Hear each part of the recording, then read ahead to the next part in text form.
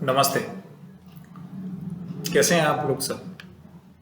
बीच बीच में कुछ वीडियो बनाने का दिल करता है तो आप लोगों के लिए बना बना लेता हूँ, ताकि आपकी ज़िंदगी में ये कुछ काम आ जाए। इसी सोच के साथ ये चीज़ मैं करता हूँ साथियों।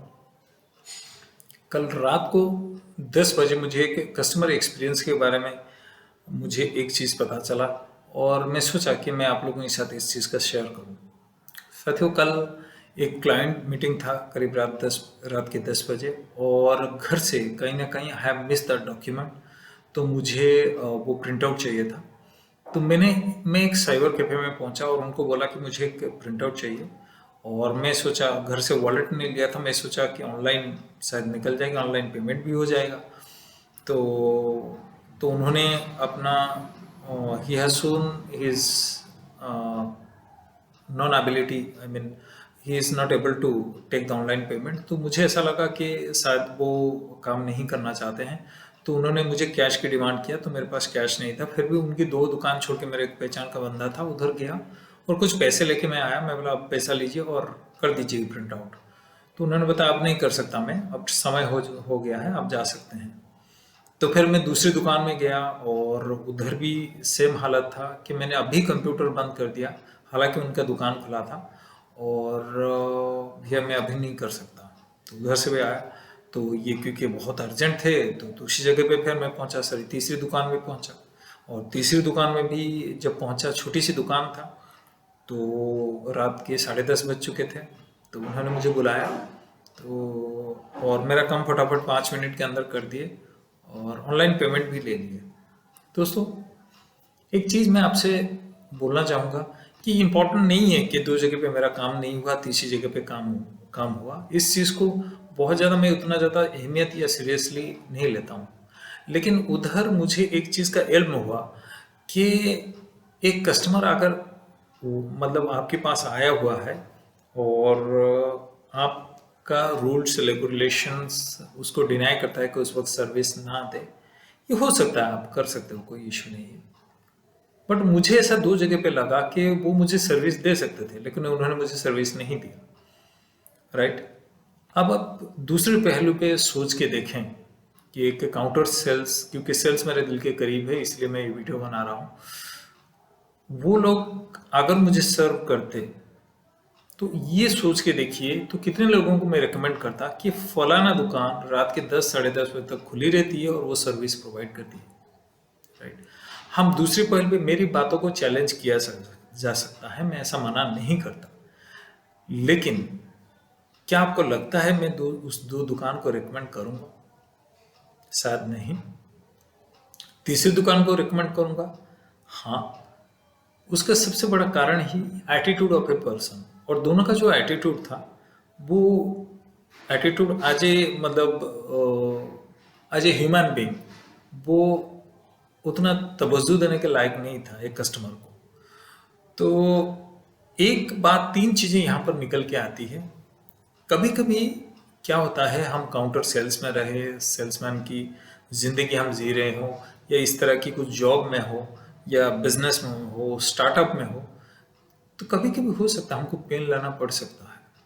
तो उधर पेन लेने की ज़रूरत है, तो ले लीजिए वो पेन, क्योंकि वही पेन कब आपकी गेंद बन के वापस आ जाए आपको भी नहीं पता। ठीक है। और पेशेंस ज़रूर अपने अंदर रखिए, क्योंकि पेशेंस बहुत बड़ा चीज़, पेशेंस पेज, बिना पेशेंस के तो कुछ नहीं होने वाला है। और दूसरी सीख जो उधर से मुझे मिला कि कस्टमर कोई आता है, मतलब लक्ष्मी चल के आई है ना।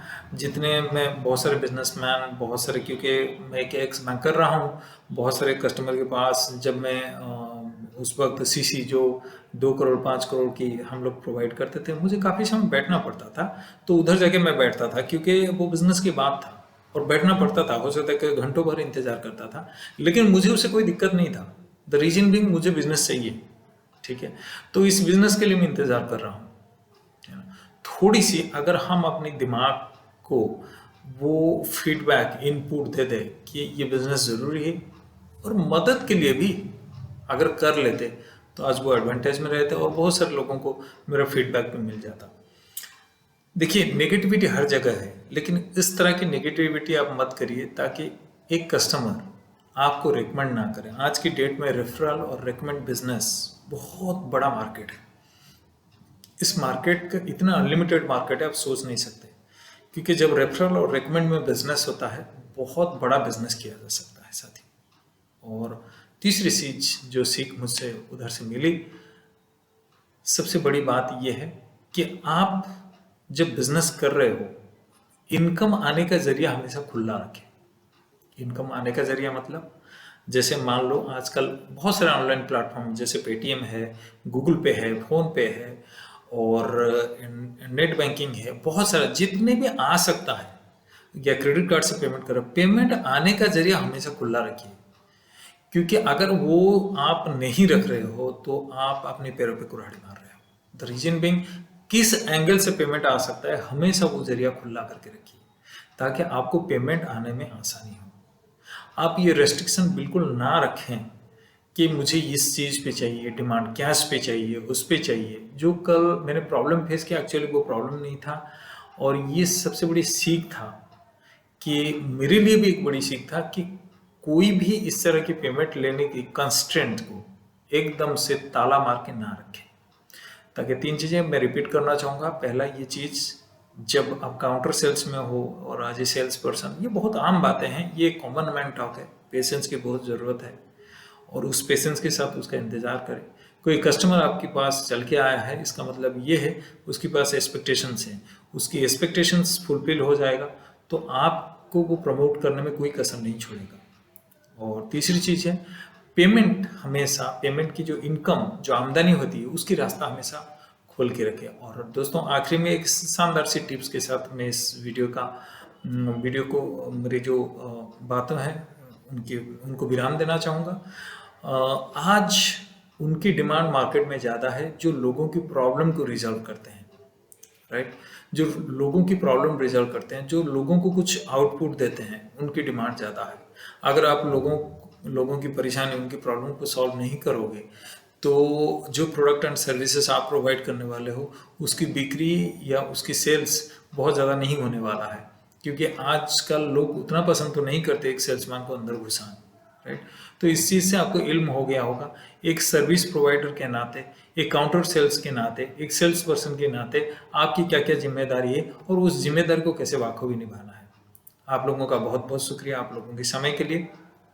और फिर एक नए वीडियो, नई सीरीज के साथ फिर हम आपके साथ मुलाकात होगा दोबारा, और आपसे कुछ एक कॉमन मैन टॉक में मैं फिर कुछ और टॉपिक के साथ बात करूंगा। तब तक के लिए शुक्रिया, सब्बा खैर और good night, take care and God bless you all. Thank you so much.